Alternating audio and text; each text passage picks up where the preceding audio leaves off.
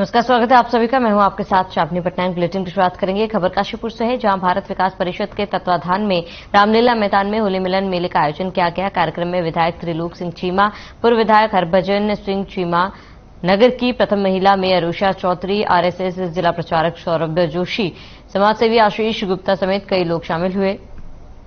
साथ ही भारत माता और स्वामी विवेकानंद जी के चित्र के सम्मुख दीप प्रज्वलन और पुष्प अर्पित कर मेले का शुभारंभ किया। मेले में कई राजनीतिक और सामाजिक संस्थाओं के होली मिलन स्टॉल लगाए गए। बच्चों के लिए तरह तरह के झूलों की व्यवस्था की गई थी।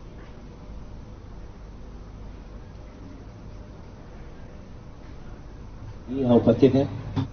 उत्तराखंड के इतिहास में महाभारत काल से ही काशीपुर नगरी का उल्लेख होता है और काशीपुर के इतिहास में करीब पिछले 50 वर्षों के होली पे रंग वाले दिन शाम को पारिवारिक होली मिलन मेले का आयोजन होता है। इस मेले को पिछले 33 वर्षों से भारत परिषद काशीपुर के तत्वाधान में आयोजित किया जाता है। प्रारंभ में ये नगर पालिका में होता था, लेकिन समय के साथ और जैसे जैसे मेले की भव्यता बढ़ती जा रही है, इसे हम करीब पिछले 10 सालों से रामलीला मैदान में आयोजित कर रहे हैं। यहाँ पर सबसे बड़ी चीज है कि काशीपुर भारत परिषद के तत्वाधान में न केवल परिषद के अलावा और कई राजनीतिक सामाजिक एनजीओ के स्टॉल भी लगते हैं, जो बहुत ही हमारे लिए गर्व की बात है।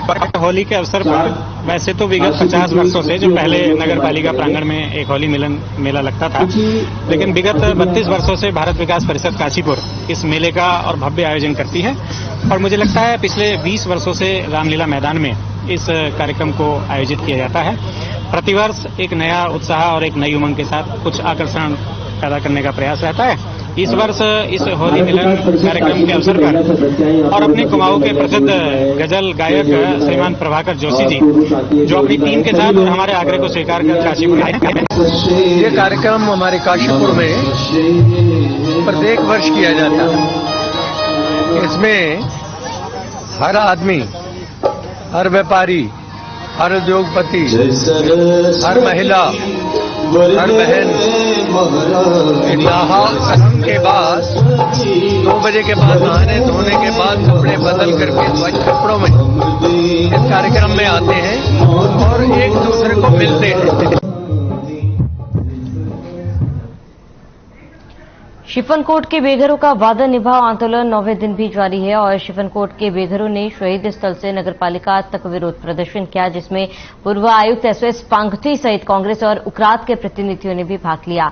नगरपालिका प्रांगण में जमकर प्रदर्शन किया। इस दौरान जमकर नगरपालिका अध्यक्ष और मंत्री गणेश जोशी के खिलाफ नारेबाजी की गई। प्रदर्शन के दौरान केंद्रीय प्रवक्ता शिव प्रसाद सेमवाल ने कहा है कि जब तक इन मजदूरों को न्याय नहीं मिलता, इनके आंदोलन का समर्थन किया जाता रहेगा।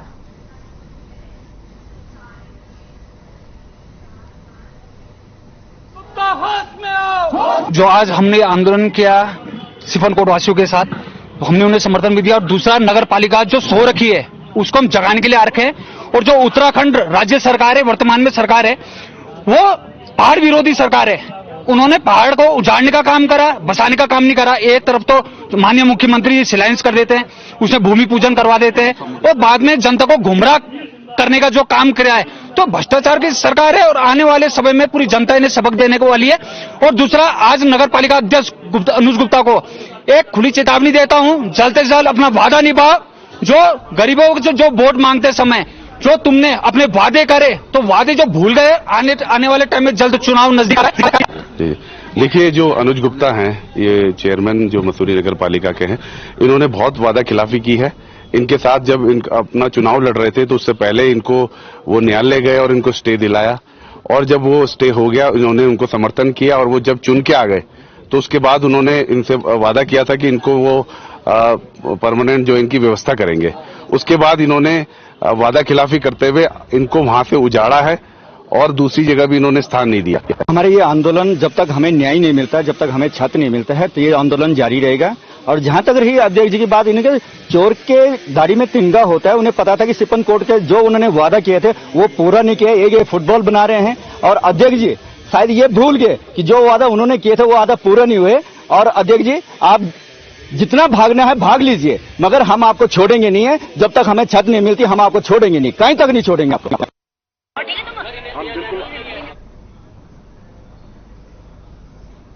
उत्तराखंड कांग्रेस के प्रदेश प्रवक्ता शीशपाल सिंह बिष्ट ने बताया कि ग्रामीण विकास एवं लायन निवारण आयोग ने द्वितीय राज्य स्तरीय पलायन सर्वेक्षण अंतिम रिपोर्ट सरकार को सौंप दी।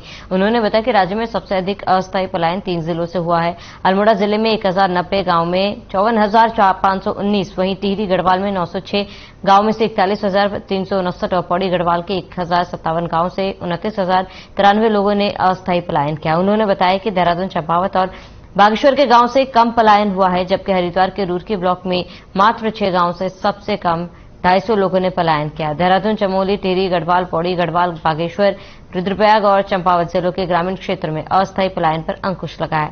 उन्होंने बताया कि उधम सिंह नगर और हरिद्वार में अस्थायी पलायन का प्रभाव अधिक होने के आंकड़े भी प्राप्त हुए हैं। इसके अलावा उत्तरकाशी में अस्थायी पलायन के प्रभाव में अपेक्षाकृत कमी देखने को मिली। शीशपाल सिंह बिष्ट ने बताया कि उधम सिंह नगर में देहरादून में सबसे कम स्थायी पलायन हुआ है। बीते 5 वर्षों में उधम सिंह नगर और देहरादून के गांव से अन्य जिलों की अपेक्षा कम पलायन हुआ है। स्थायी पलायन के मामले में भी अल्मोड़ा, टिहरी गढ़वाल और पौड़ी गढ़वाल ही सबसे आगे है।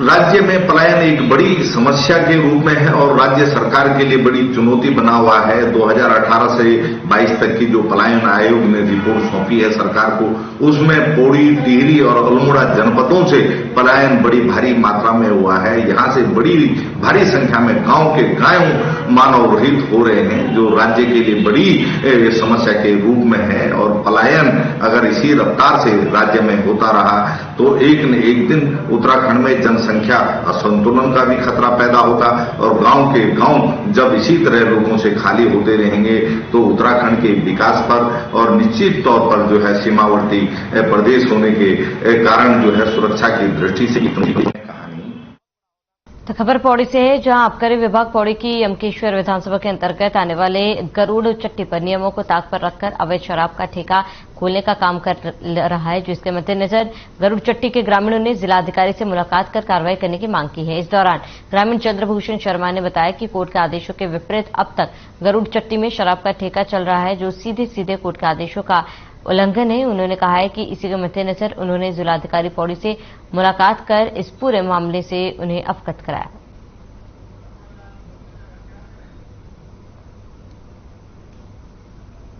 ये आपके डीएम का रॉन्ग टू नहीं करता। और अभी हमने डीएम पौड़ी जो मिस्टर डॉक्टर चौहान हैं, आशीष चौहान, उनके साथ बात हुई है।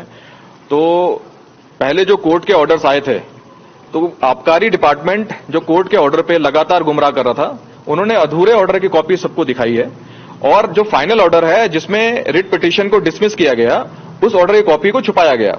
यहां तक कि joint secretary mister BS Chauhan, मुख्यालय आबकारी देहरादून, उनको भी फाइनल ऑर्डर कॉपी के बारे में नहीं पता था। अभी लास्ट टाइम हमने जो 28 फरवरी को जो हमने वहां पर एक धरना दिया था, उसमें भी सभी लोगों ने ये कहा कि हम आगे इस पे कार्रवाई करेंगे और वहां पर भी अधूरे जो ऑर्डर की कॉपी दिखाई गई। रॉन्ग टू नहीं।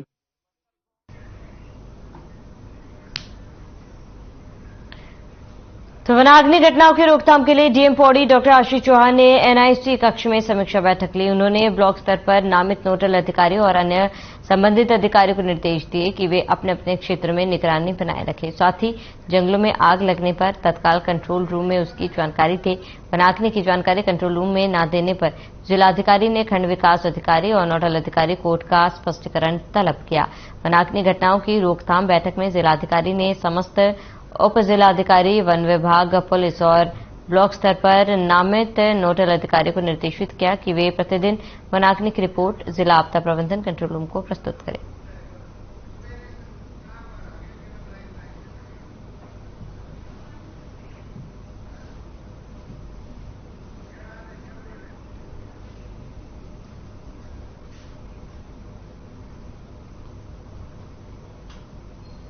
खबर विकासनगर से, जहां कब्जाधारियों पर अब प्रशासन का शिकंजा कसने लगा है। बता दें कि सालों से यूजेवीएनएल की सैकड़ों बीघा भूमि पर कब्जा जमाए बैठे कब्जाधारियों के कब्जों पर लंबे समय बाद आखिरकार विभाग ने बुलडोजर चलाने की पूरी तैयारी कर ली। उक्त परियोजना क्षेत्र में पहले यह भूमि सिंचाई विभाग के अधीन रही, लेकिन अब उत्तराखंड जल विद्युत निगम अस्तित्व में आया तब यह भूमि उसको हस्तांतरित कर दी गई।